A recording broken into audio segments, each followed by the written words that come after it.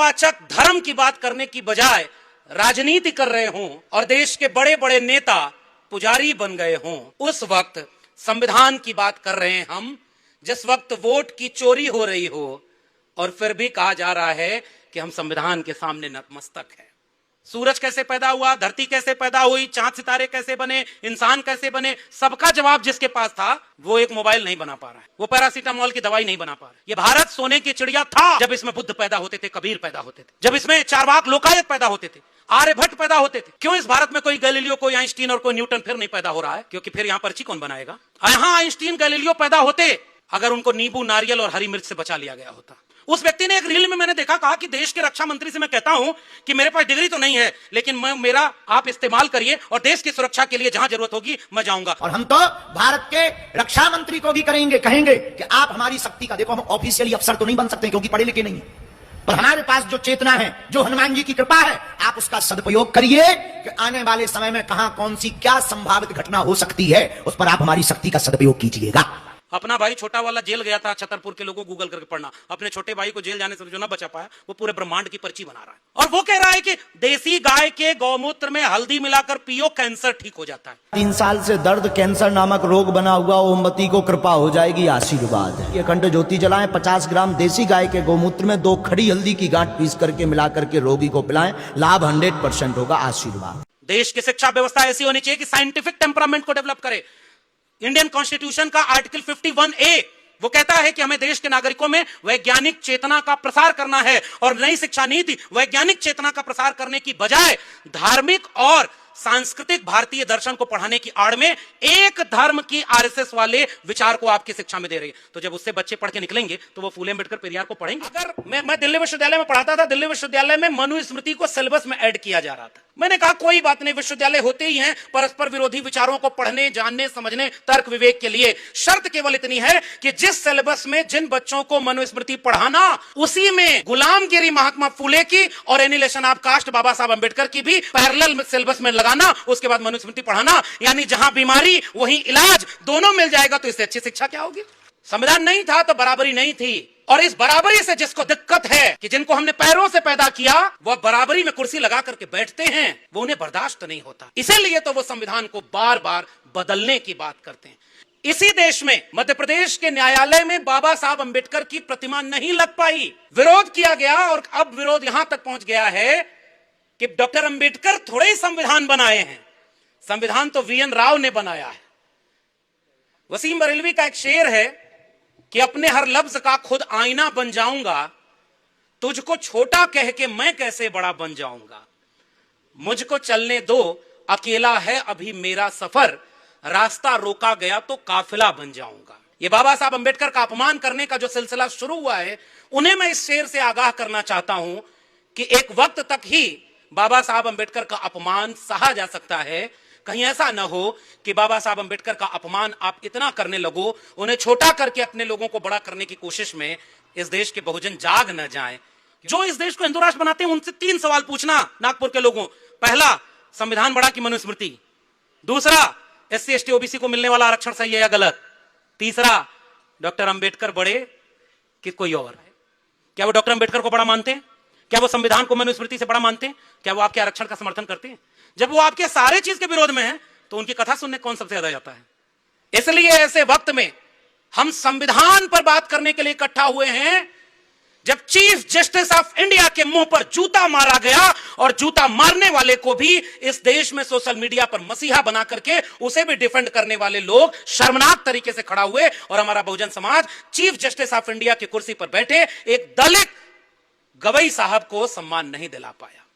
और दुनिया में जब कोविड से लड़ा जा रहा था तो भारत में कुछ वीडियो वायरल हो रहे थे जिसमें एक व्यक्ति कहता है कि हमारे यहां कोरोना नहीं होगा, अगर देसी गाय के गोबर को अगर शरीर पे लीप लेंगे तो कोरोना नहीं होगा और इस तरह से कोरोना से बच जाएंगे। आप देखिए कि नहीं, आपने वो वीडियो देखा करिए, ताकि गांव में जो अंधश्रद्धा वो कैसे चल रही है, बीमारी हम भी पहचाने।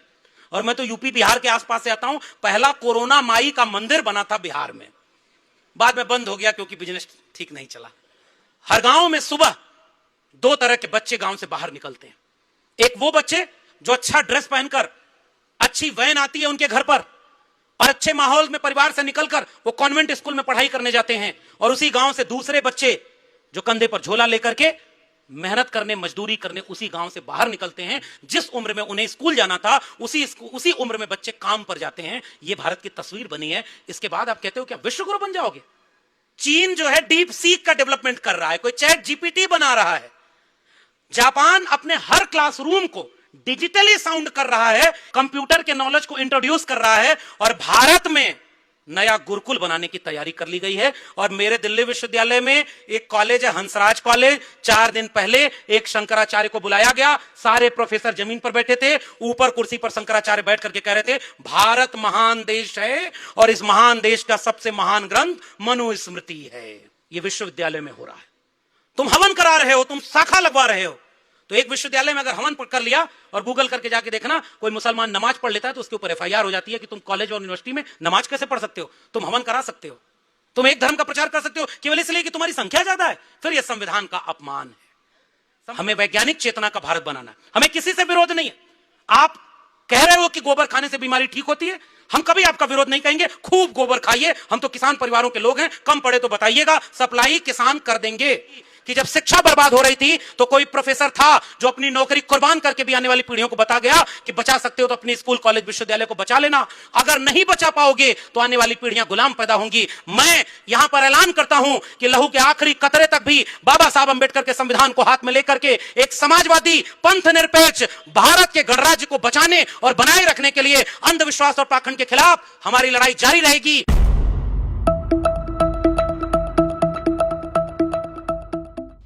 पिछले वक्ता के बाद कहना, उनकी सारी बातें लगभग मैं समझ गया। मैं इतना ही कहूंगा कि अगर आप उत्तर प्रदेश या उधर की तरफ होते तो इतनी ही बात में 2-4 मुकदमा तो हो ही जाता। और हम लोग वो सब झेल रहे हैं, लेकिन लड़ाई बहुत लंबी है। संविधान दिवस मना रहे हैं हम, और ऐसे वक्त में संविधान दिवस मना रहे हैं जिस वक्त में देश ही नहीं दुनिया को जिस संविधान पर नाज होना चाहिए कि उसने उस देश को एक मुकम्मल सबका बराबरी का देश बनाने का रास्ता सुझाया, और उसी देश में संविधान को बदलने की कोशिश करने वाले हुकूमत कर रहे हो। संविधान जलाने वाले जेल में नहीं हैं, संविधान बदलने की बात करने वाले बड़ी बड़ी रैलियां कर रहे हैं, और संविधान बचाने की रैली में कुछ कुर्सियां अभी भी खाली पड़ी हैं। जिन्हें यहां होना चाहिए वो अभी किसी भ्रम में कहीं और हैं, इसीलिए संविधान मुश्किल में है। ना किसी को कमतर न महान लिखा, न किसी को कमतर न महान लिखा, न किसी को हिंदू, सिख, बौद्ध या मुसलमान लिखा। मिटाकर सारी गैर बराबरी, भेदभाव को बाबा साहब डॉक्टर अंबेडकर ने संविधान लिखा। और इसीलिए संविधान इतना महत्वपूर्ण है कि यह बराबरी की बात करता है। सब बराबर होंगे, और सब बराबर होंगे। उस बराबरी का जश्न उस किताब के बहाने हम यहां मनाने के लिए इकट्ठा हुए हैं। मेरे परिचय में अभी बहुत शानदार तरीके से आप सब ने जो भूमिका तैयार की, मैं उसे अपनी हिम्मत मानता हूं।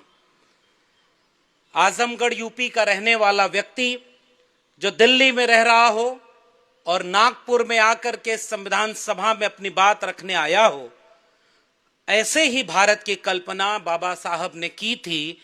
और अगर वो संविधान न होता तो ये मुमकिन न होता कि हम आज यहां पर खड़े होते और आपके बीच में संविधान को याद कर रहे होते। मगर किस वक्त हम संविधान को याद कर रहे हैं? जब हवा जहरीली हो चुकी है। नागपुर आया हूं तो कुछ सुबह से तबीयत ठीक नहीं लग रही थी, क्योंकि इतनी साफ हवा अब दिल्ली में नहीं है। दिल्ली में हम लोगों को जहरीली हवा लेने की अब आदत लग चुकी है, और कुछ दिन पहले तक शोर भी टीवी पर मचता था कि हवा जहरीली है। मगर हुकूमत बदल गई तो वो जहरीली हवा भी ऐसा लग रहा है कि पवित्र हो गई है, इसलिए अब उसे कोई सवाल नहीं करता। ऐसे वक्त में संविधान को याद करना, जब हवा जहरीली हो गई हो, पीने लायक पानी भी हर व्यक्ति को साफ नहीं मिल पा रहा है।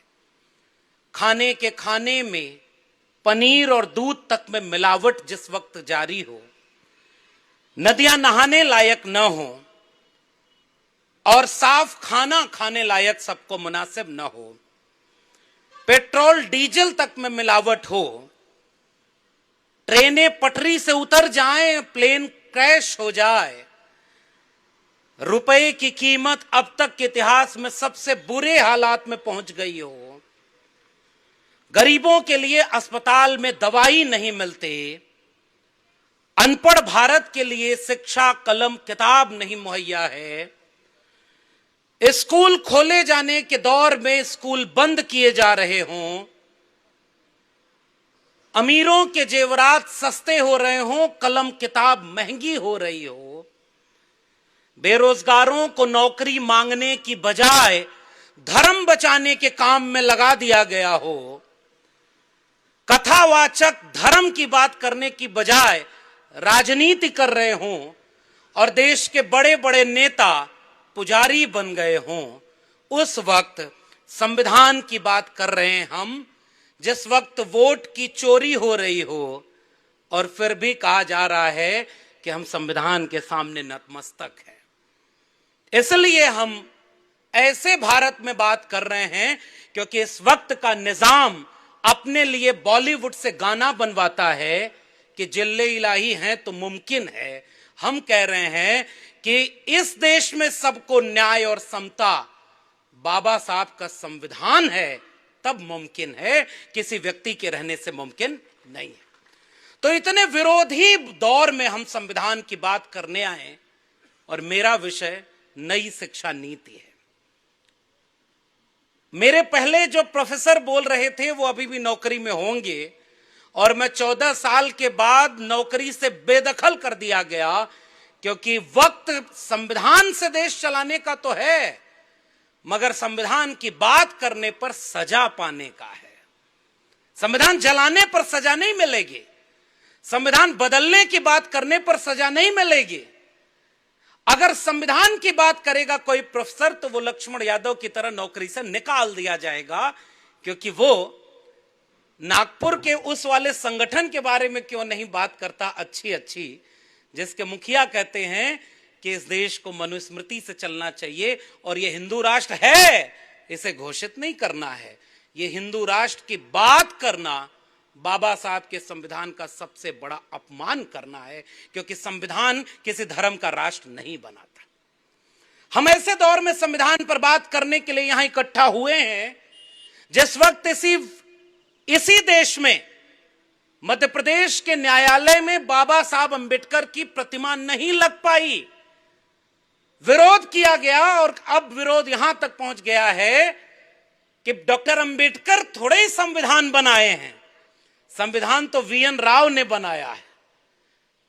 और इस देश में अब भी संविधान इतना बचा है कि वो लोग बाबा साहब अंबेडकर के खिलाफ बोल करके भी जेलों के बाहर हैं। बाबा साहब अंबेडकर का अपमान करने का नया नया तरीका निकाले हैं कि वीएन राव को बड़ा कर दो। 75 साल हो गया संविधान लागू होने के, अब तक कहां सोए थे। अगर वीएन राव ने संविधान बनाया तो उनकी प्रतिमाएं लगनी चाहिए थी, लेकिन उनको तो अब आपको कहना पड़ रहा है। वसीम बरेलवी का एक शेर है कि अपने हर लफ्ज का खुद आईना बन जाऊंगा, तुझको छोटा कह के मैं कैसे बड़ा बन जाऊंगा, मुझको चलने दो अकेला है अभी मेरा सफर, रास्ता रोका गया तो काफिला बन जाऊंगा। ये बाबा साहब अंबेडकर का अपमान करने का जो सिलसिला शुरू हुआ है, उन्हें मैं इस शेर से आगाह करना चाहता हूं कि एक वक्त तक ही बाबा साहब अंबेडकर का अपमान सहा जा सकता है। कहीं ऐसा न हो कि बाबा साहब अंबेडकर का अपमान आप इतना करने लगो, उन्हें छोटा करके अपने लोगों को बड़ा करने की कोशिश में इस देश के बहुजन जाग न जाएं, क्योंकि इतना अपमान सुन करके भी अगर बहुजन सोए हैं तो दोष उनका थोड़े ही है जो अपमान कर रहे हैं या हिंदू राष्ट्र बना रहे हैं। वो तो इसी काम के लिए हैं, वो तो अपने विचारधारा का भारत बना रहे हैं जिसके लिए 100 साल तपस्या की उन्होंने। हम और आप कहां हैं, थोड़ा मूल्यांकन हमें भी करना है। इसलिए ऐसे वक्त में हम संविधान पर बात करने के लिए इकट्ठा हुए हैं। जब चीफ जस्टिस ऑफ इंडिया के मुंह पर जूता मारा गया और जूता मारने वाले को भी इस देश में सोशल मीडिया पर मसीहा बना करके उसे भी डिफेंड करने वाले लोग शर्मनाक तरीके से खड़ा हुए, और हमारा Bahujan Samaj chief justice of India की कुर्सी पर बैठे एक दलित गवई साहब को सम्मान नहीं दिला पाया। अब रिटायर हो गए तो वो भी बेचारे कहते हैं कि अपमान तो हमें महसूस हुआ था, मगर क्यों उन्हें ही महसूस हुआ? मिसाल के तौर पर नागपुर के लोगों, एक सवाल मेरा है और आपके माध्यम से पूरे देश से, यह संविधान दिवस मनाने का हर कार्यक्रम, सरकारी कार्यक्रम को छोड़ दिया जाए तो यह सारा कार्यक्रम केवल SC ST OBC ही क्यों करता है?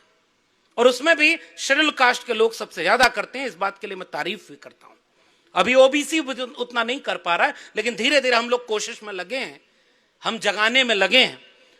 लेकिन यह सवाल पूछिएगा कि इस देश में संविधान दिवस वे लोग क्यों नहीं मनाते जो संविधान को बदलने की बात करते हैं, क्योंकि वो तो संविधान को बाधा मानते हैं, और जिनको संविधान ने हक में लाया, समानता न्याय दिया, वो संविधान दिवस मनाता है। ऐसे वक्त में जब हम संविधान दिवस मनाने के लिए यहां पर इकट्ठा हुए हैं, तो हम एक सवाल आपके जरिए यह पूछना भी चाहते हैं कि संविधान ने किसको क्या दिया। हमारे जैसे लोग ये बात कहते हैं कि संविधान नहीं था तब भी मनुष्य पैदा होते थे। यह अलग बात है कि कोई मुख से पैदा हो जाता था, कोई भुजाओं से हो जाता था।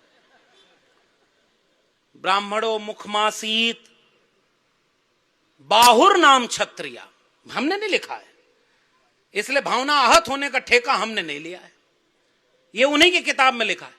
तो संविधान नहीं था तब भी लोग पैदा होते थे, कोई मुख से, कोई भुजा से, कोई जंघे से, कोई पैर से, सही जगह से कोई पैदा नहीं हो पाया। फिर भी कहते हो विश्व गुरु है। मैं तो कभी कभी सोचता हूं कि देश के प्रधानमंत्री जब विदेश में जाते हैं और ये कहते हैं कि हम तो उस देश से आए हैं जिसने दुनिया को युद्ध नहीं बुद्ध दिया। आपको विदेश में अगर अपनी तारीफ करानी होती है तो तथागत बुद्ध याद आते हैं, और जब 8,000 करोड़ का जहाज भारत में लैंड करता है तो बुद्ध के खिलाफ युद्ध छेड़े हुए हैं। लद्दाख में जहां बौद्धिस्ट परंपरा है उसको कहते पूर्ण राज्य का दर्जा देंगे, और वहां जो राज्य के लिए आंदोलन कर रहा है वो जेल में है। सोनम वांगचुक जेल में है, वो केवल अपने राज्य का पूर्ण राज्य का दर्जा मांग रहा है, जो इन्होंने भी कहा था कि हम दे देंगे, वो जेल में है। प्रोफेसर आनंद तेलतुंबड़े, यही आप जानते होंगे विद्वान लोग, वो जेल में रहे, अभी बाहर हैं। प्रोफेसर हनी बाबू जेल में रहे, बहुत सारे लोग जेल में हैं, और जिनको जेल में होना चाहिए वो बड़ी बड़ी कुर्सियों पर बैठ करके बहुत बड़े बड़े ओहदे संभाले हुए हैं। इसलिए मैं आपसे कहने आया हूं कि संविधान नहीं था तब भी इंसान पैदा होते थे, लेकिन बराबर नहीं थे। संविधान आया तो उसने तय किया कि कोई पैदा होने से ही श्रेष्ठ या निकृष्ट नहीं होगा, कोई पैदा होने से ही सम्मानित या अपमानित नहीं होगा, कोई पैदा होने से ही बड़ा या छोटा नहीं होगा, राजा रानी के पेट से पैदा नहीं होगा, जनता के वोट से पैदा होगा, और हर व्यक्ति को एक वोट और एक वोट की एक कीमत। इसलिए बाबा साहब अंबेडकर के संविधान को हम इस देश की सबसे बड़ी किताब मानते हैं, और इसलिए हम संविधान दिवस पर आज संविधान को सैल्यूट करते हैं। लेकिन याद रखिएगा बहुजन समाज के लोगों, संविधान नहीं था तो बराबरी नहीं थी, और इस बराबरी से जिसको दिक्कत है कि जिनको हमने पैरों से पैदा किया वह बराबरी में कुर्सी लगा करके बैठते हैं, वो उन्हें बर्दाश्त नहीं होता। इसीलिए तो वो संविधान को बार बार बदलने की बात करते हैं। मैं तो शुक्रिया अदा करता हूं अपने पुरखे डॉक्टर बाबा साहब अंबेडकर को। कहने वाले कहते हैं कि 32 डिग्रियां लेकर वो बाहर से पढ़ के आए, विपरीत हालातों में भी पढ़े, और सारी डिग्रियां ओरिजिनल हासिल किए, एक भी फर्जी डिग्री नहीं लिए थे। इतना पढ़ने के बाद भी जब भारत में लौटे 10 दिन नौकरी कर पाए थे। यहां प्रोफेसर की डायरी, आपको बुक स्टॉल लगा हुआ है, और मैं आऊंगा भी नई शिक्षा नीति पर बात करने के लिए। कि हमें नौकरी से निकाला गया, तो मुझे वही किताब याद आ रही थी जो मैंने अपने विपरीत परिस्थितियों में पढ़ी थी। डॉक्टर बाबा साहब अंबेडकर की जीवनी वेटिंग फॉर वीजा जब मैं पढ़ रहा था तो आंखें भर आईं। केवल 10 दिन नौकरी कर पाए, और जब पढ़कर लौटे थे तो रहने को घर नहीं दिया गया। अपना नाम और परिचय बदल करके घर में रहने के लिए जब मौका मिला तो रह रहे थे, और बाद में वो भी पता चल गया तो सामान फेंक दिया गया था और जलील करके कहा गया कि तुम हमारे घर में कैसे रह गए, तुम अछूत हो। उसके बाद वही गुजरात है, उस गुजरात में कुछ अच्छे काम भी हुए हैं, और उसी गुजरात में वडोदरा है जहां सयाजी बाग है, और उसी सयाजी बाग में डॉक्टर बाबा साहब अंबेडकर ने संकल्प लिया था रोते हुए कि इतना पढ़ लिख करके जब मैं लौटा तो मेरे साथ इतना अपमान हुआ तो मेरे लोगों के साथ कितना अपमान होगा। बाबा साहब डॉक्टर अंबेडकर चाहते तो विदेश चले गए होते और बहुत शान और शौकत से जिंदगी गुजारते, इतना हुनर उन्होंने डेवलप किया था, मगर वो भागे नहीं। इसी देश में संकल्प लिया कि जब तक इस देश से जाति व्यवस्था और इस अमानवीय व्यवस्था को खत्म नहीं कर देंगे तब तक चैन से नहीं बैठेंगे। नौकरी के मोहताज डॉक्टर अंबेडकर नहीं थे, और आज उनके वजह से लाखों लाख लोग नौकरी कर रहे हैं। इसलिए मैं अपना मसीहा डॉक्टर भीमराव अंबेडकर को मानता हूं, और इसलिए मुझे अपनी नौकरी जाने का कोई बहुत गम नहीं है। हम तो पढ़े लिख करके आजमगढ़ में किसान परिवार में पैदा हुए, खेती बाड़ी करते थे हमारे पुरखे, कई पीढ़ियां गुजर गई होंगी साहब, भैंस चराते, गाय चराते, दूध दुहते और उसे बेचते, कोई पढ़ नहीं पाया होगा। अपवाद में मैं भी पढ़ करके जब इलाहाबाद यूनिवर्सिटी टॉप किया, प्रोफेसर की डायरी पढ़िएगा, मेरे ही प्रोफेसर ने कहा कि ये अहिरों के बच्चे गाय भैंस चराना छोड़ करके यूनिवर्सिटी टॉप कर रहे हैं तो हमारे बच्चे कहां जाएंगे। यहीं से मैं नई शिक्षा नीति पर आ रहा हूं। बाबा साहब ने यूं ही नहीं कहा था कि शिक्षा वो शेरनी का दूध है जिसे वो पिएगा वो दहाड़ेगा, और हम लोग पढ़ लिख करके यहां खड़े हैं, हमने कभी नाली के गैस से चाय नहीं बनाई, इसलिए हमारी कोई भी बात तथ्य और तर्क के बिना नहीं होगी। हम जो भी कहेंगे आंकड़ों के हिसाब से कहेंगे। और इसीलिए मैंने अपनी किताब में लिखा कि जब पढ़ के यूनिवर्सिटी टॉप किया, दिल्ली यूनिवर्सिटी पहुंचे, पीएचडी किया, 14 साल प्रोफेसर रहे, बीच में हमें लगता था कि हमारे घर वालों ने मेहनत की इसलिए हम पढ़ लिख करके वहां पहुंचे, और जब हमने अपने विचारधारा को जाना तो हमने ये पाया कि बाबा साहब डॉक्टर अंबेडकर का संविधान न होता और संविधान के मुताबिक मंडल कमीशन न होता तो मैं आजमगढ़ में कहीं गाय भैंस चरा रहा होता, यूनिवर्सिटी टॉप करके दिल्ली यूनिवर्सिटी में प्रोफेसर कभी नहीं बन पाता। यह बात मैं आज भी इस मंच से दोहराता हूं, इसलिए संविधान को मैं अपना सबसे पवित्र ग्रंथ मानता हूं, और इसलिए संविधान ने हमें कलम और किताब हमारे हाथ में पकड़ाई थी। संविधान नहीं था तो उनके किताबों में लिखा है, उन्हीं किताबों में जिसको वो संविधान को हटा करके इस देश पर थोपना चाहते हैं। जो कथावाचक आजकल बैठ करके कहते हैं, उनकी आंख नहीं है, मैं उनको पूरे सम्मान से इस पर कोई टिप्पणी नहीं करना चाहता, लेकिन कहते हैं कि पूर्व जन्म में कुछ खराब किए होते हो तभी ऐसी कोई सजा मिलती है, मैं उस पर भी कोई टिप्पणी नहीं करूंगा। और वो व्यक्ति टेलीविजन पर बैठ करके बोलते हैं कि अगर बाबा साहब अंबेडकर को संस्कृत का ज्ञान होता तो मनुस्मृति को कभी नहीं जलाते। हां, सही है कि तुमने संस्कृत नहीं पढ़ने दिया था, मगर फिर भी विदेश जाकर के बाबा साहब अंबेडकर ने संस्कृत पढ़ा और किताब लिखी है, चाहे वो एनिहिलेशन ऑफ कास्ट हो, चाहे वो रिडल्स इन हिंदुइज्म हो, हर किताब को हूअर शूद्रास भी लिखी है, और किताब लिख करके बताया कि मनुस्मृति जैसी किताब को जलाना ही चाहिए, और वही काम हमारे पुरखे ने किया। और हम आज भी यहां संकल्प लेते हैं कि बाबा साहब अंबेडकर के संविधान के ऊपर मनुस्मृति को कभी लागू नहीं होने देंगे, और भले ही अकेले हम रह जाएं लेकिन मनुस्मृति के खिलाफ हमारी लड़ाई जारी रहेगी। और यह क्यों जारी रहेगी? क्योंकि उसी मनुस्मृति में लिखा है असूर्यम पश्चात महिलाएं होनी चाहिए, बचपन में पिता के अधीन, युवावस्था में पति के अधीन और वृद्धावस्था में पुत्र के अधीन होनी चाहिए। महिलाओं को आजादी देने की बात संविधान ने कही, और तुम मनुस्मृति लागू करना चाहते हो।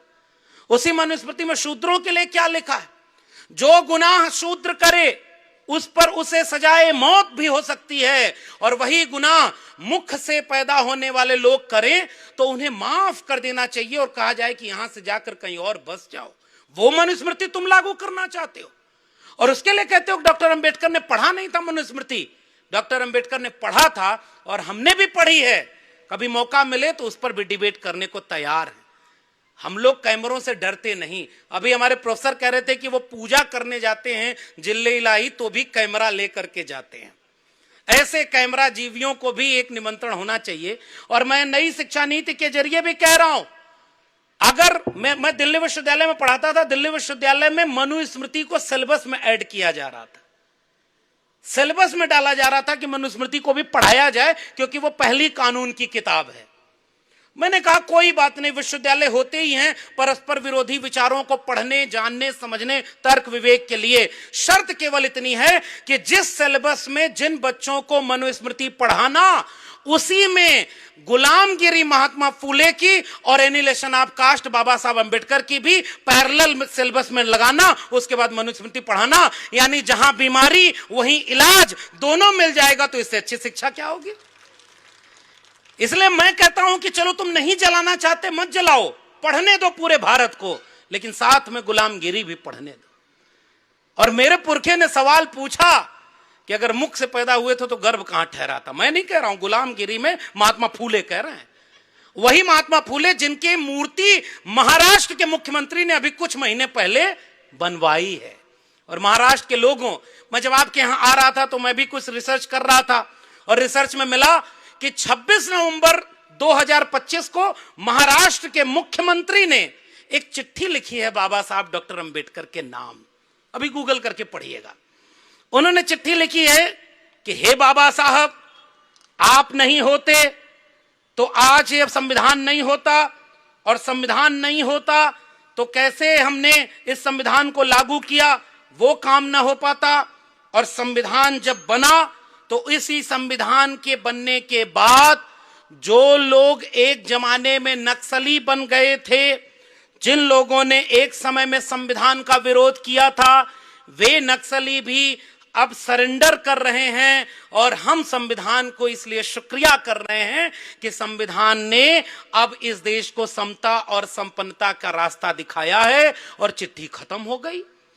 मैं इंतजार कर रहा था कि महाराष्ट्र के मुख्यमंत्री उसी चिट्ठी में आगे बोलते कि हे बाबा साहब, हम आरएसएस के लोग माफी मांगते हैं कि 26 नवंबर 1949 को जैसे ही यह संविधान अधिनियमित आत्मार्पित हुआ था, 3 दिन बाद हमारे ही संगठन ने पहली बार संविधान का विरोध किया था।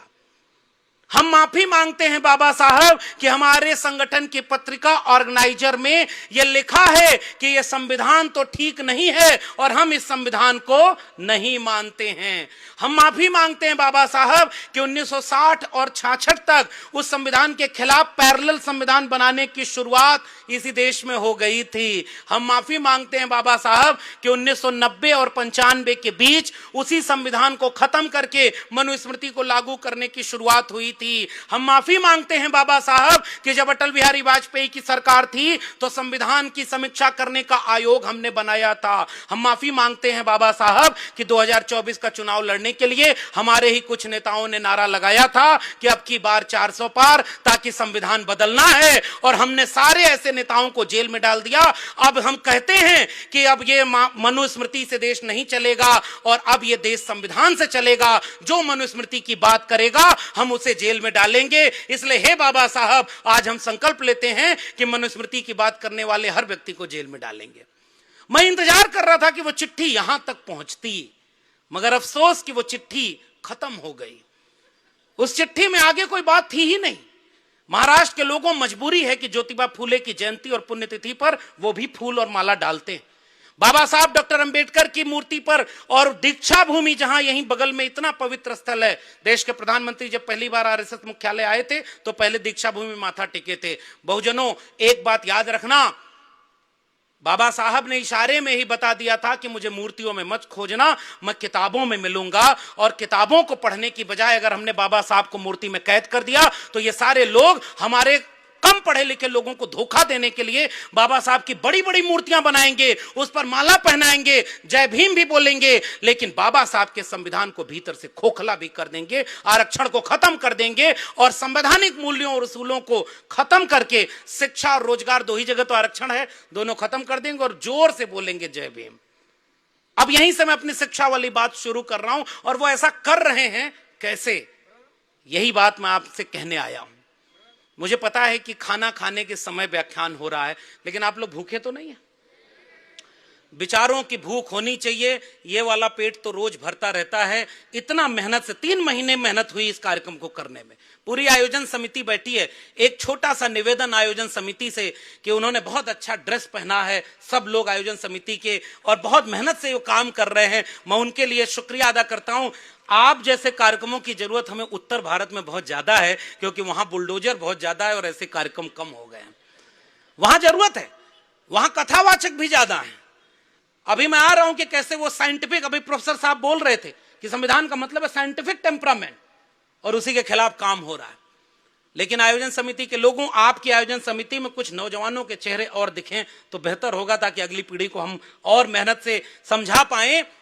नारा लगाया गया कि पढ़ेगा इंडिया तो आगे बढ़ेगा इंडिया।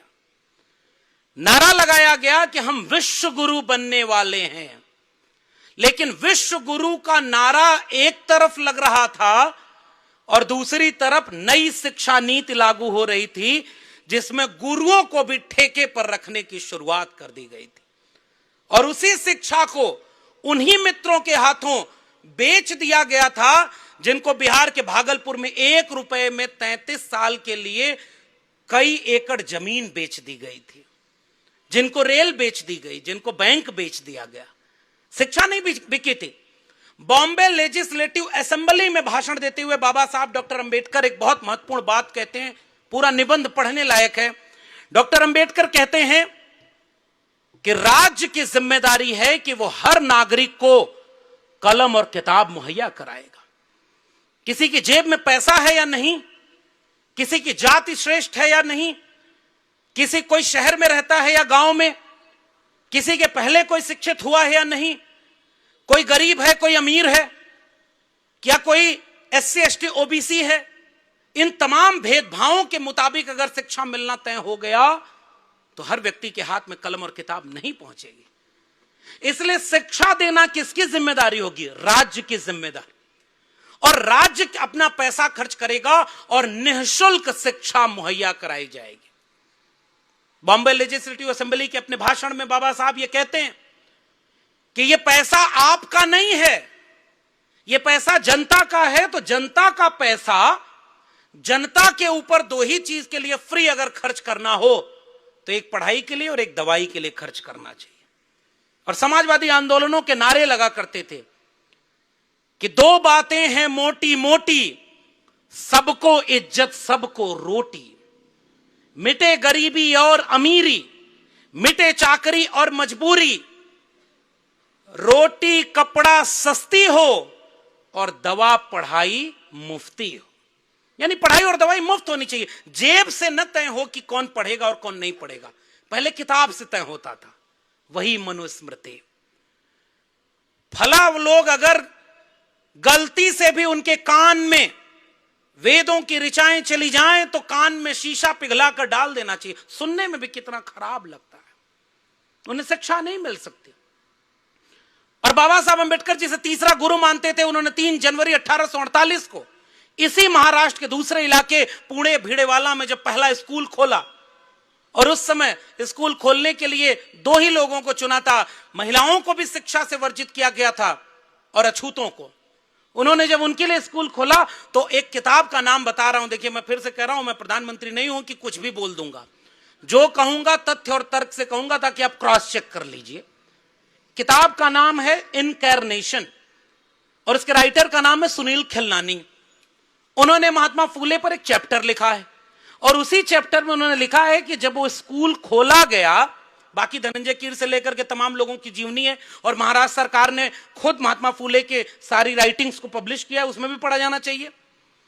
जब स्कूल खोला गया तो महाराष्ट्र पुणे के भिड़ेवाला के इलाके में बड़े बड़े पोस्टर लगा दिए गए कि ये धर्म के विरोध में काम हो रहा है, ये शूद्रों और महिलाओं को शिक्षा देने का काम जो व्यक्ति कर रहा है ये पाप कर रहा है। वही लोग जाकर पिता को भी समझा देते हैं। और वही गोविंद राव, उन पर एक फिल्म भी बनी थी पिछले दिनों, फूले। सिनेमा उनके हिसाब से जब बनता है तो घोर नफरती प्रोपोगेंडा भी हो। कश्मीर फाइल, केरल फाइल, ये फाइल वो फाइल बना दो, टैक्स फ्री करके दिखाते हैं। और जब फूले सिनेमा बन रहा था तो उसमें कितनी बार कैंची चली सेंसर बोर्ड की, अगर भूल गए हो तो फिर बधाई हो। संविधान बदल के मनुस्मृति वाले राज के लिए हम और आप भी तैयार हो रहे हैं। हम अपने लोगों को नहीं बचा पा रहे हैं तो फिर हमको उनको दोष क्यों देंगे।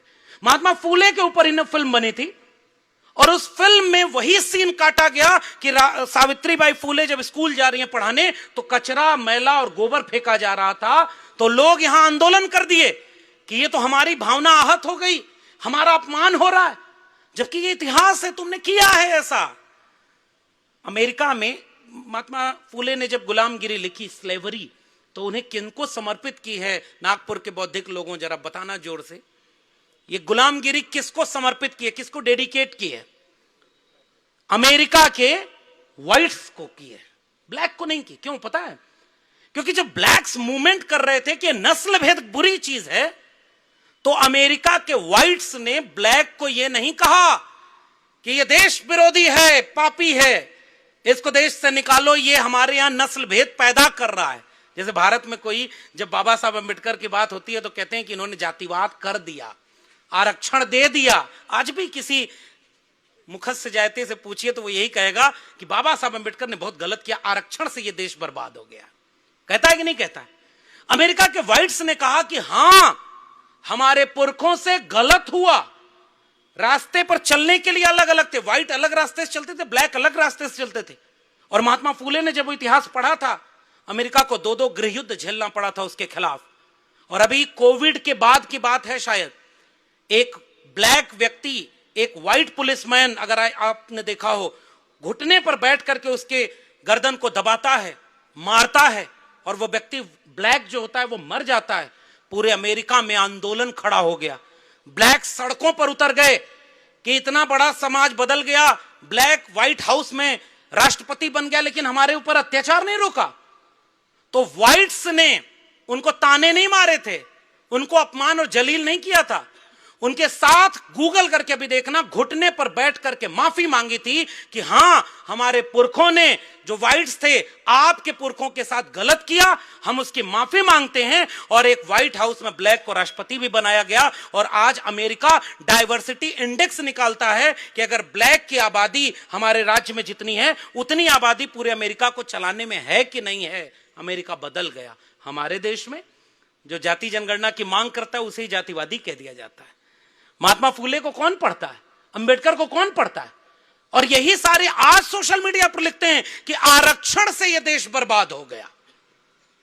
मैं दिल्ली विश्वविद्यालय से अभी नहीं पढ़ा रहा हूं, इसलिए और खुश हूं क्योंकि मेरे दिल्ली विश्वविद्यालय में लक्ष्मीबाई कॉलेज नाम का एक डिग्री कॉलेज है, जिसके प्रिंसिपल अपनी दीवारों पर गोबर लीप रही थी गाय का, क्योंकि कह रही थी अगर एसी नहीं होगी तो गाय के गोबर से मेरा क्लासरूम ठंडा होगा। यह आरक्षण ने किया है। बताओ, अगर आरक्षण नहीं था तो तुम्हारे विश्वविद्यालय कितने टॉप रैंकिंग में दुनिया में थे? कहीं नहीं थे। तो जब महात्मा फूले ने स्कूल खोला तो उनका विरोध किया गया। स्कूल खोलने का विरोध हुआ है और यह फिल्म में दिखाया गया। शिक्षा मिलने का रास्ता जब वहां से शुरू हुआ, तब उस रास्ते से चल करके आगे बढ़ करके लोग पढ़ने लगे और संविधान ने रास्ता दिया। बाद में जब महात्मा फूले ने स्कूल खोला, उसके बाद वो कारवां आगे बढ़ा। बात बहुत लंबी हो जाएगी, इसलिए न्यू एजुकेशन पॉलिसी पर आना चाहता हूं। जब संविधान बना तो शिक्षा राज्य की जिम्मेदारी थी, इसलिए सरकारी स्कूल खोले गए। सरकारी स्कूल में फीस नहीं ली जाती थी, नाम मात्र की कहीं कहीं होती थी। सर्व शिक्षा अभियान खोला गया, हर गांव में स्कूल खोला जाए इसकी कोशिश की गई। और सरकार की जिम्मेदारी होती थी कि शिक्षा हर व्यक्ति तक पहुंचे। और जैसे जैसे भारत जब गरीब था तो मुफ्त में शिक्षा देता था। धीरे धीरे जब भारत अमीर होने लगा, 5 ट्रिलियन इकोनॉमी का सपना देखने लगा, तो न्यू एजुकेशन पॉलिसी में पूरी शिक्षा व्यवस्था को पूंजीपतियों के हाथों बेच दिया। अब मैं एक एक करके जरा इसका उदाहरण आपको दे देता हूं। न्यू एजुकेशन पॉलिसी कब लागू हुई थी? जब दुनिया में कोरोना आया था, कोविड से लड़ रहा था इंसान, और दुनिया में जब कोविड से लड़ा जा रहा था तो भारत में कुछ वीडियो वायरल हो रहे थे जिसमें एक व्यक्ति कहता है कि हमारे यहां कोरोना नहीं होगा, अगर देसी गाय के गोबर को अगर शरीर पे लीप लेंगे तो कोरोना नहीं होगा, और इस तरह से कोरोना से बच जाएंगे। आप देखिए कि नहीं आपने वो वीडियो देखा करिए, ताकि गांव में जो अंधश्रद्धा जिसकी बात अभी प्रोफेसर साहब कह रहे थे वो कैसे चल रही है, बीमारी हम भी पहचाने। और मैं तो यूपी बिहार के आसपास से आता हूं, पहला कोरोना माई का मंदिर बना था बिहार में, बाद में बंद हो गया क्योंकि बिजनेस ठीक नहीं चला, तो मंदिर बना दिया उसी का। दुनिया वैक्सीन खोजे थी, बाद में तो रिपोर्ट आई उस वैक्सीन के बाद भी कितने क्या क्या हो रहा है, जवान लोग मारे जा रहे हैं। देश में इस पर चर्चा नहीं होगी। एक बाबा यात्रा निकाल रहा है कि इस देश को हिंदू राष्ट्र बनाना है। तो उसी कोविड की आड़ में जब सब कुछ बंद था तो 3 कानून पास किए गए। पहला कृषि कानून, कृषि सुधार कानून, दूसरा मजदूरों का श्रमिक सुधार कानून, और तीसरा न्यू एजुकेशन पॉलिसी जिसे नेशनल एजुकेशन पॉलिसी भी कहते हैं। यानी कोविड के आड़ में संसद में चर्चा ही नहीं हुई इस पर। बताइए, इस देश को पता है कि आप जिनको चुन करके भेजते हैं उनके सामने संसद में रखा भी नहीं गया कि नई एजुकेशन पॉलिसी पर पहले डिबेट हो जाए। बिना डिबेट के पास कर दिया गया। और पहली बात, नागपुर के लोगों, बाबा साहब डॉक्टर भीमराव अंबेडकर ने आरक्षण इसलिए नहीं दिया था कि वो गरीबी उन्मूलन कार्यक्रम था। बाबा साहब अंबेडकर ने कहा, और मैं आज भी ये कहता हूं कि दुनिया में आरक्षण से बेहतर प्रणाली और कोई दूसरी नहीं, जिसने इतना कम वक्त में इतनी बड़ी आबादी की जिंदगी में क्रांतिकारी बदलाव ला दिया। इसलिए हम आरक्षण को भीख नहीं मानते, हम आरक्षण को इस देश में समता और न्याय के लिए सबसे जरूरी मानते हैं। और मंडल कमीशन ने एक वाक्य लिखा कि आरक्षण बीमारी की दवा नहीं है, दर्द की दवा है। उसके साथ और भी चीजें करनी थी ताकि जातिवाद की बीमारी ठीक हो जाए। तुमने आरक्षण तो लागू किया नहीं, अब आरक्षण को खत्म करने के लिए संविधान ही बदलना चाहते हो। न्यू एजुकेशन पॉलिसी में आरक्षण शब्द ही नहीं है। पहली बात, आपके देश की जो पॉलिसी चल रही है उसमें रिजर्वेशन शब्द है ही नहीं। एनईपी में SEDG में रिजर्वेशन को क्लब कर दिया गया है। अब आरक्षण की बात ही नहीं होती, न नीति है और न इसकी कोई जिम्मेदारी राज्य पर है। जब बिक जाएगा सब कुछ तो क्लासरूम में कितने बच्चे SC ST OBC पढ़ रहे हैं इसका कोई डेटा ही नहीं होगा। विश्वविद्यालय में कितने प्रोफेसर SC ST OBC पढ़ा रहे हैं इसका कोई डेटा ही नहीं होगा, क्योंकि न्यू एजुकेशन पॉलिसी में रिजर्वेशन शब्द ही नहीं है।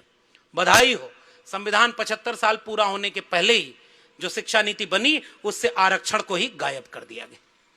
फिर आप कहेंगे नहीं आरक्षण तो है साहब, जब तक वो पूरी तरह से प्राइवेट नहीं हो रहा है। अगला पॉइंट सुनिए, न्यू एजुकेशन पॉलिसी 3 तरह की ग्रेडेड ऑटोनॉमी ले आ रही। ऑटोनॉमी का मतलब ये प्रबुद्ध लोग बैठे हुए हैं। ऑटोनॉमी पहले एजुकेशन सिस्टम में क्या थी? सिलेबस यूनिवर्सिटी खुद बना रखता, स्कूल कॉलेज विश्वविद्यालय में क्या पढ़ाया जाएगा प्रोफेसर तय करेंगे, नेता नहीं तय करते थे।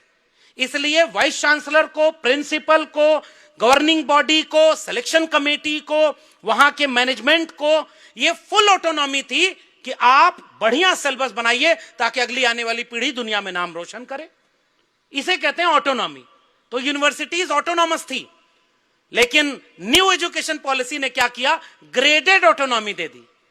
3 कैटेगरी का वर्ण व्यवस्था न्यू एजुकेशन पॉलिसी ने लागू की। वर्ण व्यवस्था सुनिए कैसे। ग्रेड A, ग्रेड B और ग्रेड C 3 तरह के इंस्टीट्यूट होंगे। अभी मैं विश्वविद्यालयों की बात कर रहा हूं। ग्रेड C के जो इंस्टीट्यूट होंगे वो कमतर दर्जे के होंगे, उसको फुल्ली फंडेड गवर्नमेंट करेगी। पहले होता था UGC, यूनिवर्सिटी ग्रांट कमीशन, सरकार ग्रांट देती थी। और जितने लोग यहां विद्वान बैठे हैं हम सब सस्ती शिक्षा से यहां पहुंचे हैं। मेरे इलाहाबाद विश्वविद्यालय में 300 रुपए 1 साल की फीस थी, 500 रुपए में एडमिशन मेरा हो गया था। वही 500 रुपया अगर 5000 होता तो मैं पढ़ने इलाहाबाद यूनिवर्सिटी में कभी नहीं जा पाता। 300 रुपए फीस में मैंने पूरे साल पढ़ाई की। अगर वही फीस 300 रुपए महीने हो जाती तब भी मैं पढ़ाई छोड़ देता, क्योंकि मेरे खर्चे के लिए केवल 500 रुपए 1 महीने के मिलते थे। अगर मैं 300 फीस दे देता तो इलाहाबाद में रहता कैसे? गरीबों ने पढ़ाई इसलिए कर ली क्योंकि शिक्षा बहुत कम पैसे में मिलती थी। क्योंकि बना था university grant commission, UGC. New education policy ने क्या बनाया है? हेफा, हायर एजुकेशन फाइनेंशियल, मतलब हेफा बना दिया, एजेंसी। अब हेफा का मतलब क्या है? DU, JNU. मेरी प्रोफेसर की डायरी में मैंने बाकायदे ये बात लिखी है कि 5 साल पहले जब ये एजुकेशन पॉलिसी आई थी तो दिल्ली की सड़कों पर हमने इसके विरोध में कार्यक्रम किए थे और हमने पूरे देश को समझाने की कोशिश की कि भाई ये तुम्हारी शिक्षा को बेच रहे हैं, अब शिक्षा महंगी हो जाएगी, गरीबों के बच्चे शिक्षा से दूर हो जाएंगे। और अब भाई पढ़िएगा प्रोफेसर की डायरी, हमने लिखा है कि higher education financial agency UGC के खिलाफ बनाई गई है। अब सरकार ग्रांट नहीं देगी, लोन देगी। और लोन का मतलब क्या होता है? अगर दिल्ली यूनिवर्सिटी को 100 करोड़ रुपया लोन दिया गया तो उसकी टर्म्स एंड कंडीशन उस पर साइन कराई गई है कि अगले 5 साल में वो लोन वापस गवर्नमेंट को देना होगा। विद्वान लोगों, ये हमारी और आपकी जिम्मेदारी थी। हम जब ये कार्यक्रम कर रहे हैं तो हमारे ही बहुजन समाज के बहुत सारे लोग ठेला खींच रहे होंगे, रिक्शा चला रहे होंगे, फैक्ट्री में मजदूरी कर रहे होंगे, खेत में काम कर रहे होंगे, उनके पास शिक्षा नहीं पहुंची, उनके पास रोजगार नहीं पहुंचा, वो दिन भर काम करते हैं ताकि शाम को उनको 2 रोटी मिल सके। उनको ऊपर संविधान बचाने की जिम्मेदारी थी या हमारे लोगों पर थी? जरा सोच के बताना। जिसने संविधान का सबसे ज्यादा फायदा लिया था, हम नौकरी बचाने में लगे थे, तो संविधान कौन बचाएगा? क्योंकि ये बातें जो टेक्निकल हैं, इस कार्यक्रम के बाद अगर ये बात जन जन तक पहुंचानी है तो वो हम और आप ही पहुंचाएंगे। अब आप गांव के आदमी को कहेंगे कि हेफा बन गया, तो वो क्या कहेगा? कहा हेफा से पेट्रोल 35 रुपया लीटर मिलेगा क्या? क्योंकि फलाने ने तो वादा किया था कि हमारी सरकार बनेगी तो 100 दिन में काला धन वापस आ जाएगा, और ना आए तो जिस चौराहे पर बुलाना मैं चौराहे पर खड़ा हो जाऊंगा। काला धन आया, नोटबंदी हुई, काला धन आया। गांव का आदमी यही नहीं समझ पा रहा है क्योंकि उसको अभी शिक्षा नहीं मिली। लेकिन पढ़े लिखे लोगों, हमने ये नहीं समझा। मैंने प्रोफेसर की डायरी में लिखा है कि हायर एजुकेशन फाइनेंशियल एजेंसी बनने से यूनिवर्सिटी ने क्या किया? खर्चा घटाया और आमदनी बढ़ाएंगे। विश्वविद्यालय के पास खर्चा क्या होता है? टीचर की नौकरी। प्रोफेसर साहब 1.5 lakh salary, 2 lakh salary, 3 lakh salary. और जब लोन लेंगे तो सैलरी कम करनी होगी, तो सैलरी कम करनी होगी तो परमानेंट अपॉइंटमेंट की बजाय कॉन्ट्रैक्ट पर टीचर रखे जाएंगे, आउटसोर्स किए जाएंगे, या ऑनलाइन टीचिंग को प्रमोट किया जाएगा। तो खर्चा घटेगा। और आमदनी बढ़ाने के लिए एक विश्वविद्यालय, एक कॉलेज, डिग्री कॉलेज के लिए आमदनी का स्रोत क्या है? स्टूडेंट की फीस, विद्यार्थियों की फीस है। तो जो पढ़ाई 100 रुपए की होती थी वो पढ़ाई 1000 रुपए की होगी कि नहीं होगी? और मैं अभी आंकड़े से आपको बता रहा हूं कि हायर एजुकेशन फाइनेंशियल एजेंसी ने आपके देश के शिक्षा व्यवस्था को पूरी तरह से प्राइवेट हाथों में बेच दिया है। फीस महंगी हो गई और फैकल्टी कम हो गई। बताओ, सबसे पहले ही शिक्षा से दूर कौन होगा? जिसको सबसे आखिरी में शिक्षा मिलना शुरू हुई थी, और वो हैं इस देश के गरीब, इस देश के किसान, इस देश के मजदूर, इस देश के SC, ST, OBC और महिलाएं। 1990 के बाद तो पहली बार यूनिवर्सिटीज तक पहुंचना शुरू हुए थे, और जैसे ही हम यूनिवर्सिटी तक पहुंचे, मां सरस्वती का पावन प्रांगण दूषित होने लगा था। जब मंडल लागू हुआ तो हमारे दिल्ली विश्वविद्यालय में तो आंदोलन हुआ था, आरक्षण से यह पावन मंदिर अपवित्र हो जाएगा। मैंने प्रोफेसर की डायरी में लिखा है, मंडल के विरोध में आंदोलन हुआ था। और अभी हमारे अगले सत्र में बोलेंगे बीपी मंडल साहब के प्रपौत्र हैं सूरज मंडल जी, और तब उसी विश्वविद्यालय में खड़े होकर हमने कहा था कि इसी मंडल की वजह से, संविधान की वजह से SC, ST, OBC पहली बार यूनिवर्सिटी तक पहुंचा, तो उसको आपने रोहित वेमुला बना दिया। प्रोफेसर की डायरी मेरी किताब है, इसलिए मैं बार बार उसका रेफरेंस दे रहा हूं, क्योंकि हमने भी बहुत जोखिम उठा करके ये लिखा है। मेरे लहजे में जी हजूर न था और कोई मेरा कसूर न था। उनके हां में हां मिला देता तो मैं भी आज प्रोफेसर होता, वाइस चांसलर हो जाता। लेकिन यह सम्मान कभी नहीं मिलता, क्योंकि मैं सच को सच और झूठ को झूठ कहने का सलीका फूले अंबेडकर पेरियार से सीखा है। इसलिए वो बात कहने से कभी हम पीछे नहीं हटेंगे, नौकरी रहे या जाए। उन्हें लगा था कि वो चुप हो जाएगा, तो हमने भी तय किया कि जुल्म के साये में लब खोलेगा कौन, और हम भी चुप रहे तो फिर बोलेगा कौन। भाई बोलना तो हमें पड़ेगा ना, हमने उस एजुकेशन सिस्टम का फायदा लिया था, और वो एजुकेशन सिस्टम ने, प्रोफेसर की डायरी में हमने लिखा, एजुकेशन को बर्बाद कर दिया। आंकड़े बता रहा हूं, कोठारी आयोग बना था 1966 में, राइट टू एजुकेशन एक्ट बना था 2009 में, और यह कहता था कि आखिरी व्यक्ति को शिक्षा, कलम और किताब देना राज्य की जिम्मेदारी थी। उसके बाद उन्होंने कहा डाइवर्सिटी कंट्रोल होगी, हाशिए पर पड़ा व्यक्ति जब स्कूल आएगा तब भारत की तकदीर बदलेगी। गांवों में स्कूल खोले जाएंगे। महाराष्ट्र के लोगों, विद्वान लोगों, पिछली बार इसी महाराष्ट्र में एक डिग्री कॉलेज में कार्यक्रम था, वहां मुझे किसी ने बताया कि महाराष्ट्र में पिछले कई वर्षों में मिलाकर 50,000 से ज्यादा सरकारी स्कूल बंद कर दिए गए हैं। Am I right और रॉन्ग? हो सकता है आंकड़े और ज्यादा हो गए हो। तो बधाई हो, उत्तर प्रदेश में बाद में हुआ है, महाराष्ट्र वालों आपके यहां पहले बंद हो गया। हमारे उत्तर प्रदेश में तो राम राज आ गया है। और वहां क्या हुआ है पता है? पिछले एक साल में गूगल करके पढ़ना, 26,000 स्कूल 2019 से 2023 तक बंद हो गए, सरकारी स्कूल जो सरकार चलाना था। और पिछले साल 27,000 नए स्कूलों को बंद करने के लिए लिस्टिंग हो गई थी कि जिन स्कूलों में 50 से कम बच्चे हैं उन स्कूलों को क्लोजर या मर्जर की पॉलिसी के तहत बंद कर दिया जाएगा। एक समय देश में खराब लोगों की सरकार थी तो कहती थी कि हर गांव में एक स्कूल होना चाहिए और वो पढ़ाई मुफ्त होनी चाहिए। जब कथित तौर पर नॉन बायोलॉजिकल लोगों की सरकार आ गई तो वो कहती है कि उत्तर प्रदेश में हर गांव का स्कूल 50 बच्चों से कम का है तो बंद होगा और हर गांव में एक सरकारी कंपोजिट ठेका खुलेगा। ठेका मतलब अंग्रेजी शराब और देसी शराब एक ही दुकान पर मिलेगी, आपके गांव के पास में मिलेगी, लेकिन अब स्कूल में शिक्षा आपके गांव के पास के स्कूल में नहीं मिलेगी। यह है नई शिक्षा नीति का आपके देश पर असर। यही समाज बनाना चाहते थे फूले और अंबेडकर। उत्तर प्रदेश में कंपोजिट ठेका की दुकान खुल गई और स्कूल बंद हो रहे हैं। पूरे देश का डेटा मैंने निकाला, 1,65,000 के आसपास सरकारी स्कूल बंद कर दिए गए। पता है क्यों? क्योंकि न्यू एजुकेशन पॉलिसी में क्लॉज था कि बच्चे कम होंगे तो स्कूल बंद होंगे, और स्कूल जब सरकारी स्कूल बंद होगा तो बगल में प्राइवेट स्कूल खुलेगा। हर गांव में सुबह 2 तरह के बच्चे गांव से बाहर निकलते हैं। एक वो बच्चे जो अच्छा ड्रेस पहनकर, अच्छी वैन आती है उनके घर पर और अच्छे माहौल में परिवार से निकलकर वो कॉन्वेंट स्कूल में पढ़ाई करने जाते हैं, और उसी गांव से दूसरे बच्चे जो कंधे पर झोला लेकर के मेहनत करने, मजदूरी करने उसी गांव से बाहर निकलते हैं। जिस उम्र में उन्हें स्कूल जाना था उसी उम्र में बच्चे काम पर जाते हैं। यह भारत की तस्वीर बनी है। इसके बाद आप कहते हो क्या विश्वगुरु बन जाओगे? ड्रॉप आउट रेशियो बढ़ गए आपके एजुकेशन पॉलिसी के बाद। अच्छा, आप सोचिए कि स्कूल में अगर बच्चे नहीं आ रहे हैं तो दोषी कौन है? बच्चे?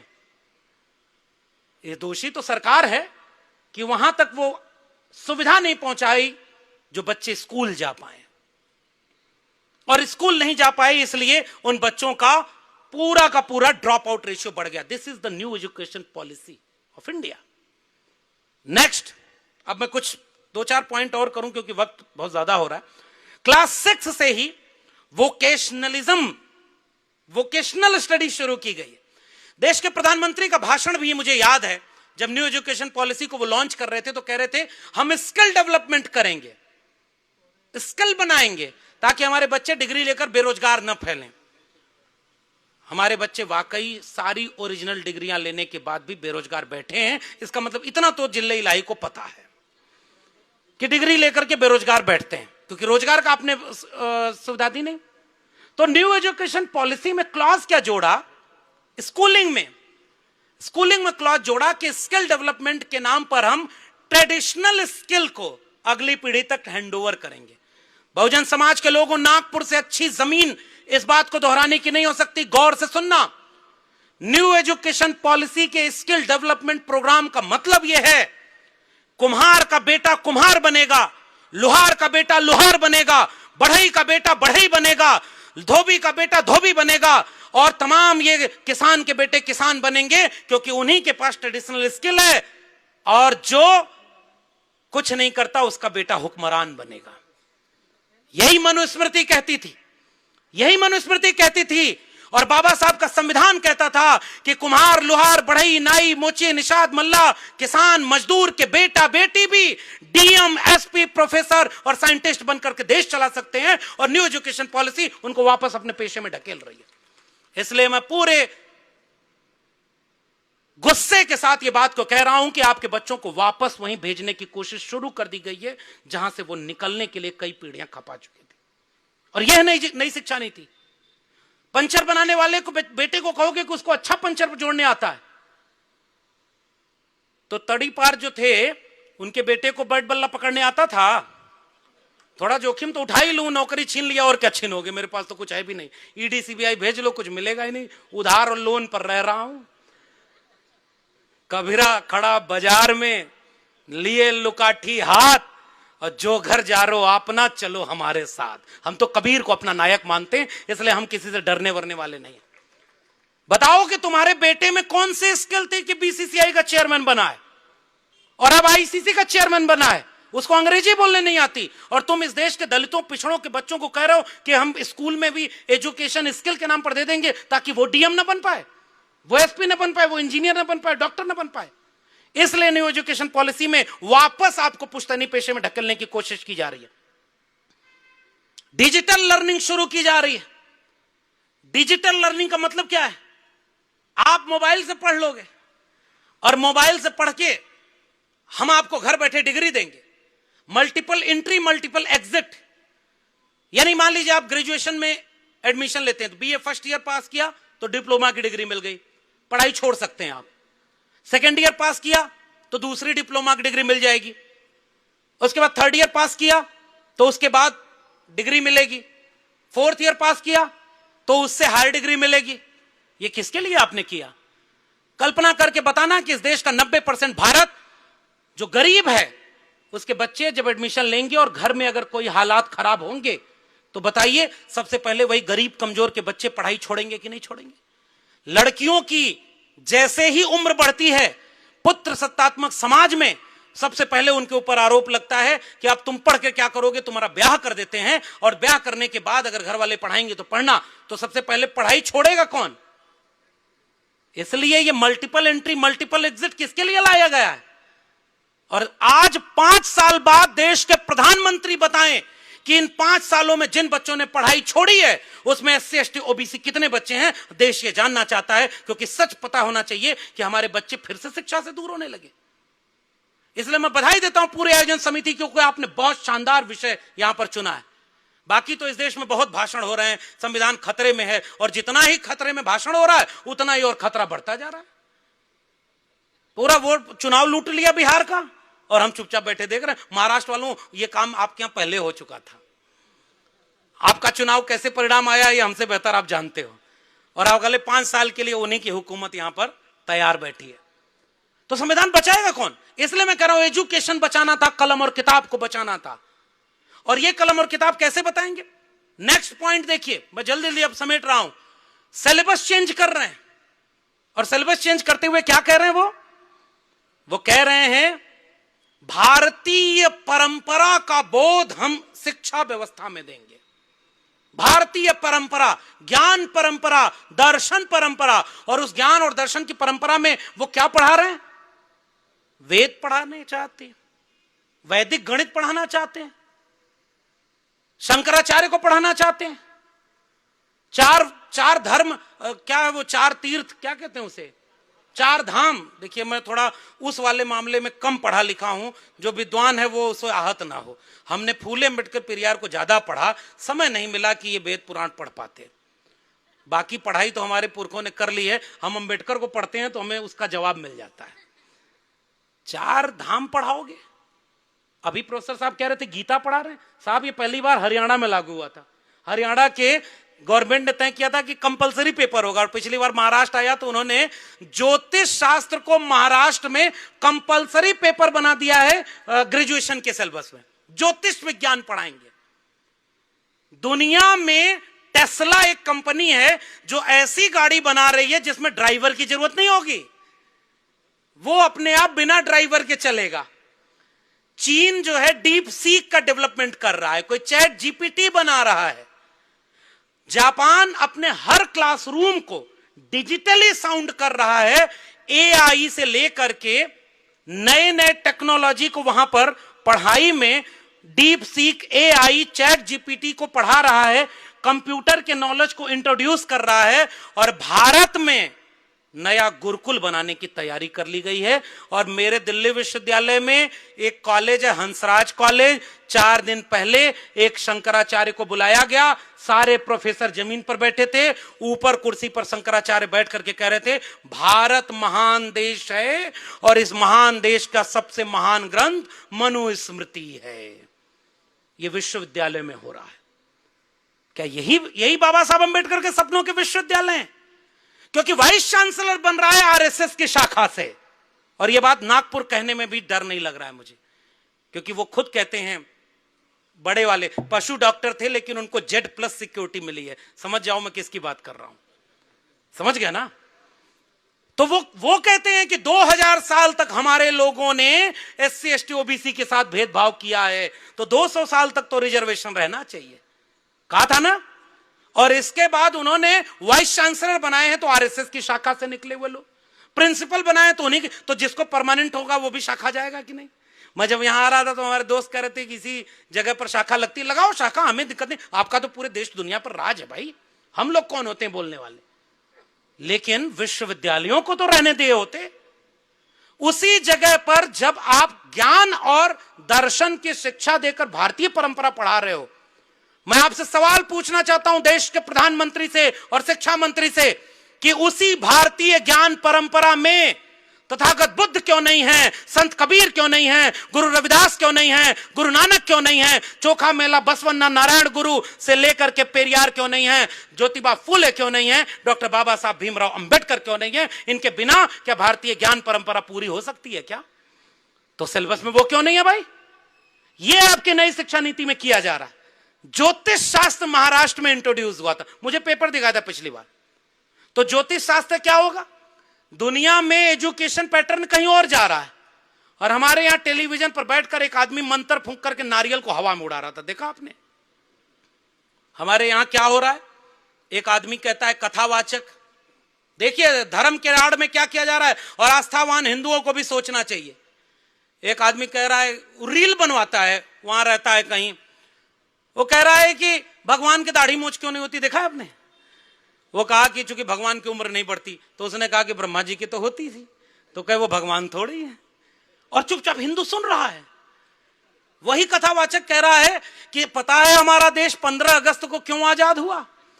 क्योंकि जब एक चिड़िया का अंडा समुद्र में गिर गया, उसने जो है ब्रह्मा जी से या किसी से याचना की कि वो गिर गया है, किसी तरह समुद्र सुखा देते, तो अगस्त मुनि ने पूरे समुद्र को पी लिया और समुद्र सूख गया।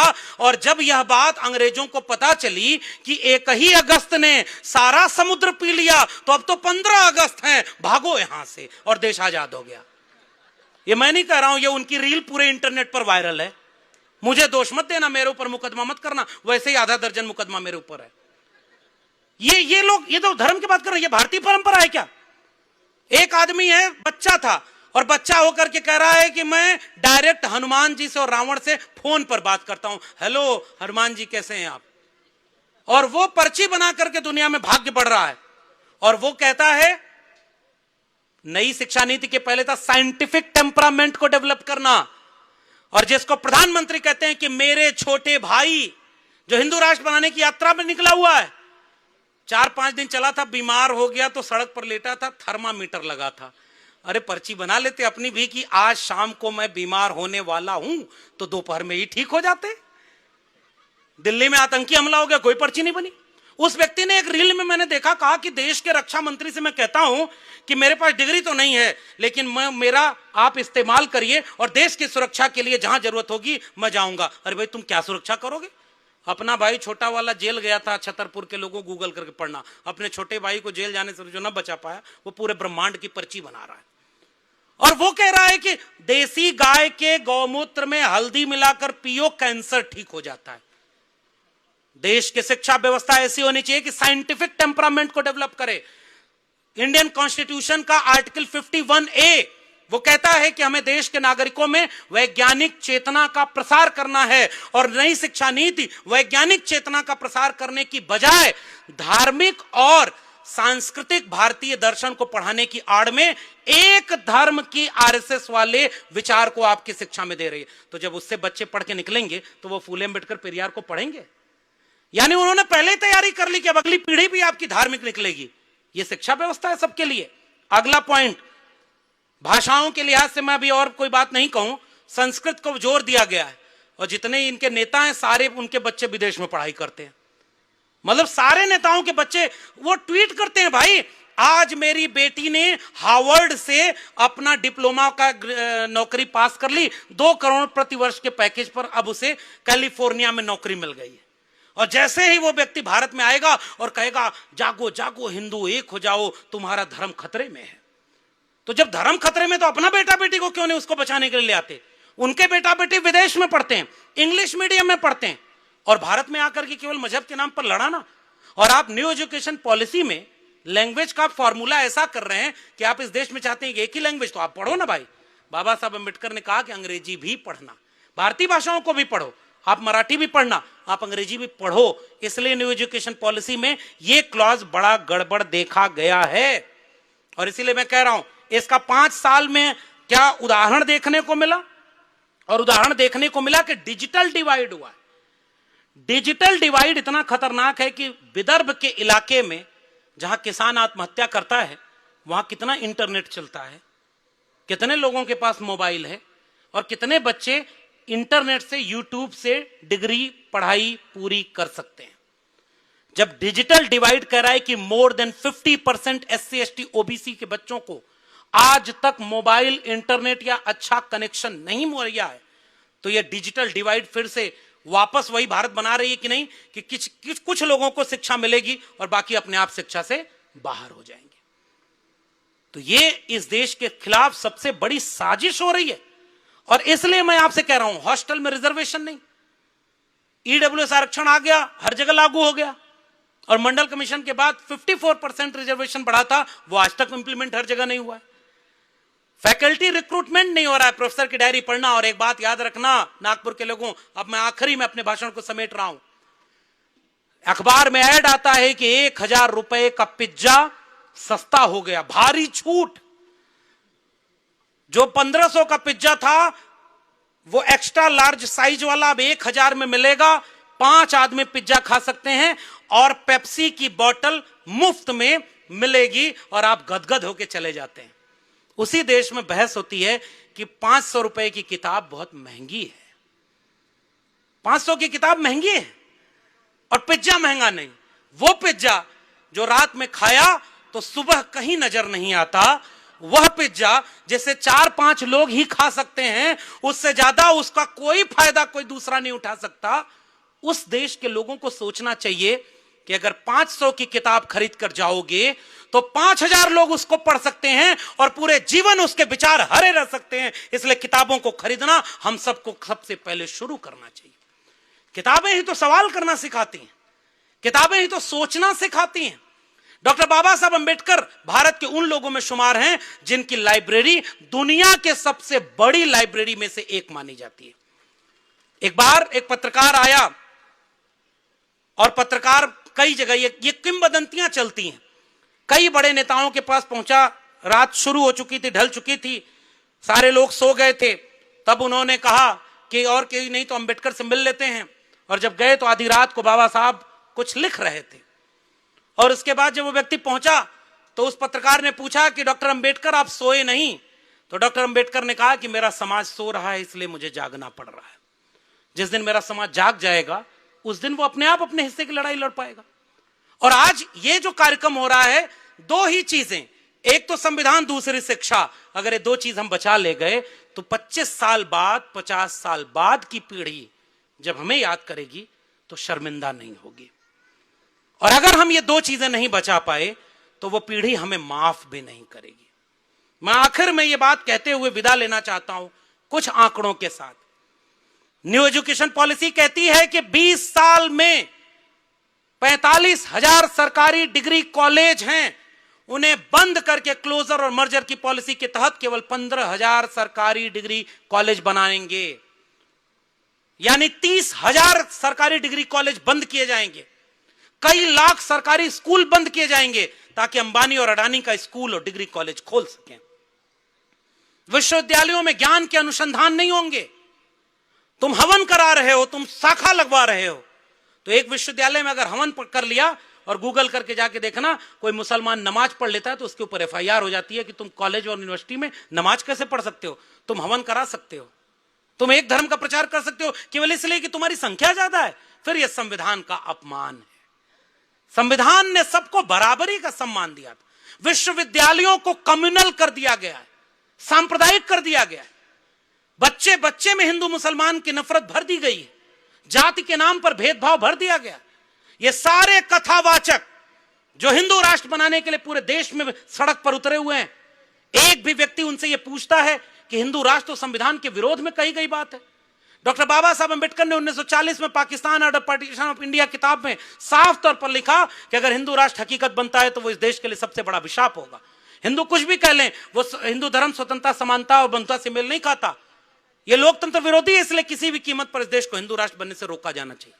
ये मैं नहीं कह रहा हूं, ये बाबा साहब अंबेडकर ने अपनी किताब में लिखा है, Pakistan are the partition of India. और इसलिए आज आप खुलेआम वो सब होने दे रहे हो। एक व्यक्ति कह रहा था कि पृथ्वी किसके अधीन है? देवता के। देवता किसके अधीन है? मंत्रों के। मंत्र किसके अधीन है? ब्राह्मण के। इसलिए पृथ्वी पर देवता कौन हुआ? तो बाकी क्या हुए? ये वो लोग कथा कहते हैं जो इस देश को हिंदू राष्ट्र बनाते हैं। उनसे 3 सवाल पूछना नागपुर के लोगों। पहला, संविधान बड़ा कि मनुस्मृति? दूसरा, SC ST OBC को मिलने वाला आरक्षण सही है या गलत? तीसरा, डॉक्टर अंबेडकर बड़े कि कोई और? आप जरा हाथ उठाकर बताना इन तीनों में उनका जवाब क्या है। क्या वो डॉक्टर अंबेडकर को बड़ा मानते हैं? क्या वो संविधान को मनुस्मृति से बड़ा मानते हैं? क्या वो आपके आरक्षण का समर्थन करते हैं? जब वो आपके सारे चीज के विरोध में है तो उनकी कथा सुनने कौन सबसे ज्यादा जाता है? भाई 90% आबादी जिसकी है वही भीड़ तो वहां भी है, क्योंकि हमारी शिक्षा वहां तक नहीं पहुंची। मैं बधाई देता हूं। और आज ये बात कहना होगा, सूरज कैसे पैदा हुआ, धरती कैसे पैदा हुई, चांद सितारे कैसे बने, इंसान कैसे बने, सबका जवाब जिसके पास था वो एक मोबाइल नहीं बना पा रहा है, वो पैरासीटामोल की दवाई नहीं बना पा रहा है। ये भारत सोने की चिड़िया था जब इसमें बुद्ध पैदा होते थे, कबीर पैदा होते थे, जब इसमें चारवाक लोकायत पैदा होते थे, आर्यभट्ट पैदा होते थे। लेकिन उसके बाद ज्योति बसु से आकर के कलाम पैदा हुए, लेकिन तुमने उन्हें महानायक बनाया क्या? क्यों इस भारत में कोई गैलीलियो, कोई आइंस्टीन और कोई न्यूटन फिर नहीं पैदा हो रहा है? क्योंकि फिर यहां पर्ची कौन बनाएगा? यहां आइंस्टीन, गैलीलियो पैदा होते अगर उनको नींबू, नारियल और हरी मिर्च से बचा लिया गया होता। आपने अंधश्रद्धा को पूरे देश में इंपोज कर दिया, तो वैज्ञानिक कहां से पैदा होंगे? फिर वही पैदा होंगे जो पैदा हो रहे हैं। बादल आता है तो रडार काम नहीं करता है, समझदार को इशारा काफी। और अब उन्हें नया भगवान बनाया जा रहा है। दुनिया भर में यही पढ़ाया जाता है ना कि H2O का मतलब पानी होता है, O2 को मतलब ऑक्सीजन होता है। लेकिन धरती कैसे पैदा हुई है ये हर जगह अलग अलग पढ़ाया जाता है। हमें वैज्ञानिक चेतना का भारत बनाना है, हमें किसी से विरोध नहीं है। आप कह रहे हो कि गोबर खाने से बीमारी ठीक होती है, हम कभी आपका विरोध नहीं कहेंगे। खूब गोबर खाइए, हम तो किसान परिवारों के लोग हैं, कम पड़े तो बताइएगा, सप्लाई किसान कर देंगे।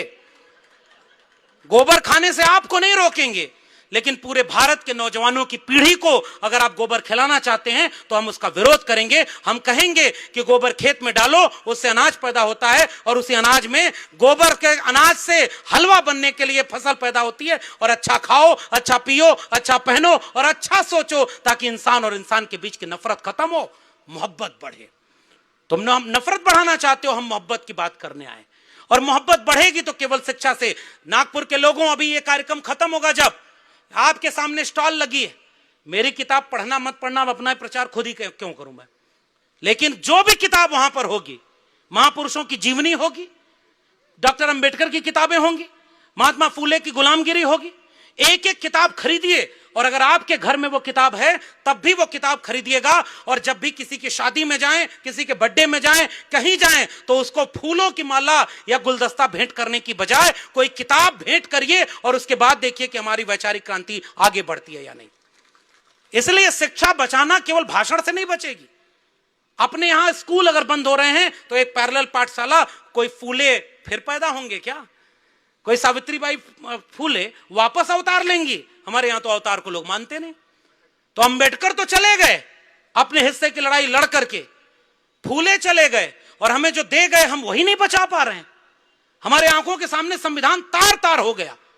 वोट चोरी करके आपके लोकतंत्र को लूट लिया गया, क्योंकि उनके पास हुकूमत है, उनके पास मीडिया है, उनके पास पैसा है, उनके पास बाहर खड़े लोग हैं जो हिंसा पर आमादा हैं। किसी के ऊपर भी हमला कर सकते हैं, किसी को वो नरेंद्र दाभोलकर, किसी को पंसारे, किसी को कलबुर्गी बना सकते हैं। तो क्या डर जाओगे क्या आप?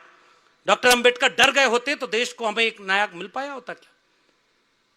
वो कहते हैं कि डर जाएं हम और भूत के डर से मकान छोड़ दें हम, इसलिए लड़ना पड़ेगा। देखिए, न्यू एजुकेशन पॉलिसी जो कहती है उसको गांव गांव पहुंचाना हमारी जिम्मेदारी, और मैंने बहुत थोड़ा ही समझाया। और आखिर में जाके कह रहा हूं कि जिस देश में शिक्षा खत्म हो जाएगी उस देश से समझदारी खत्म हो जाएगी, और समझदारी खत्म हो जाएगी तो सवाल करने की ताकत खत्म हो जाएगी। आने वाली पीढ़ियां गुलाम पैदा होंगी, और अगर आप अपनी आने वाली पीढ़ियों को गुलाम पैदा करना चाहते हैं तो फिर इस शिक्षा नीति के जो दुरुपयोग हो रहे हैं उसको गांव गांव पहुंचाइए और समझाइए कि कैसे है।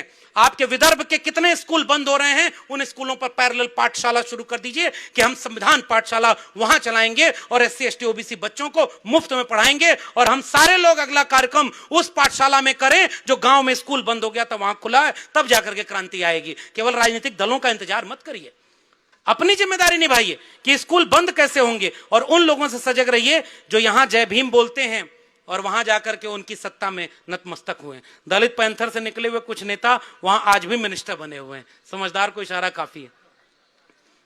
और आज हमारे लोग उस तरह की चीजों को नहीं देख पा रहे हैं कि कैसे हम इस तरह के सवाल करने से अपनी नस्लों को बचा पाएंगे। असद अकबराबादी का एक शेर है, ये दोहरे चरित्र वालों से पूछना जो इधर भी अच्छा उधर भी अच्छा करते हैं। दो नावों पर पांव पसारे ऐसे कैसे, दो नावों पर पांव पसारे, मतलब अंबेडकर भी सही है और सावरकर भी सही है, दोनों तो नहीं चल सकता, दोनों विरोधी विचार है। दो नावों पर पांव पसारे ऐसे कैसे, वो भी प्यारा हम भी प्यारे ऐसे कैसे। भाई विचार तो स्पष्ट होना चाहिए। सूरज बोला बिन मेरे दुनिया अंधी है, हंसकर बोले चांद सितारे ऐसे कैसे। और आखिर में अपने लिए भी आप भी ये बात कहिएगा कि मुझ जैसों को यहां पर देख के कहते हैं वो इतना आगे बिना सहारे ऐसे कैसे। हम बिना सहारे के यहां आए हैं, लेकिन हां हमारा कोई गॉडफादर नहीं था। लेकिन कुछ दिन पहले गृह मंत्री ने सदन में बोला था कि फैशन हो गया है अंबेडकर अंबेडकर कहना। इतना नाम अगर भगवान का लिए होते तो आपको जीते जी स्वर्ग मिल जाता।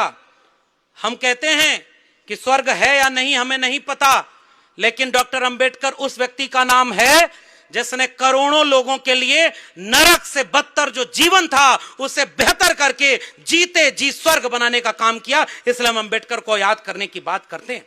और आज वहां पर एक व्यक्ति को बनाया जा रहा है कि वो भगवान है। अभी आखिर में एक बात कह के विदा लूंगा, वक्त पूरा हो गया है मेरा। एक बाबा ने कुछ दिन परसों कहा था, उसने कहा कि धर्मो रक्षति रक्षितः, धर्म उसकी रक्षा करता है जो धर्म की रक्षा करता है। फिर उसने क्या कहा, मोदी रक्षति रक्षितः।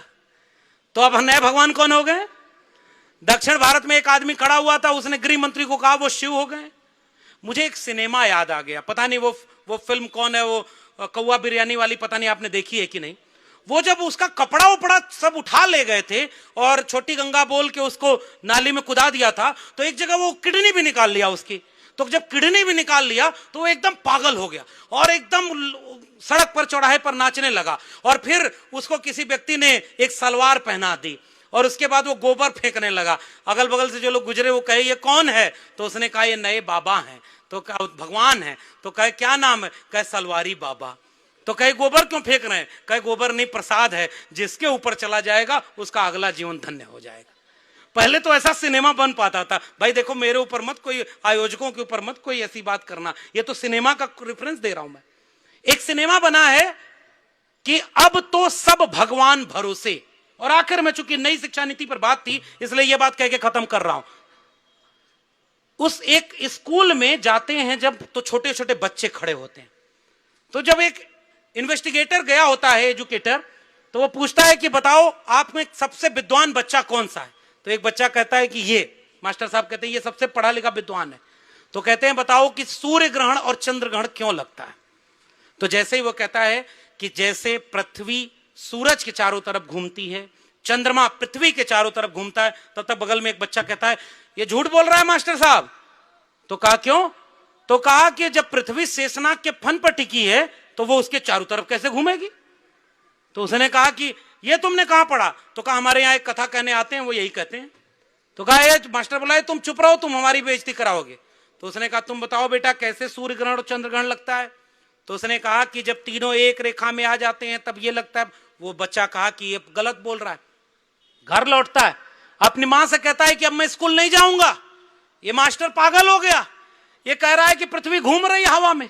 फिर चप्पल फेंकता है और देखता है, कहता है चप्पल तो हवा में रुका नहीं, ये पृथ्वी कैसे रुकेगी? तो उसकी मां बोलती है देखो इतना तो हम पढ़े लिखे हैं नहीं।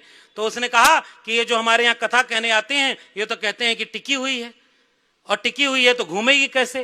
फिर बाद में उस बच्चे को एहसास होता है कि वो मास्टर सही है और जो गांव में कथा कह करके मोटरी कटरी लेकर के गया वो सही नहीं था। इसलिए हमारे पुरखे ने कहा हम भी पाहन पूजते होते रन के रोज, सतगुरु की कृपा भई डारा सिरते बोझ।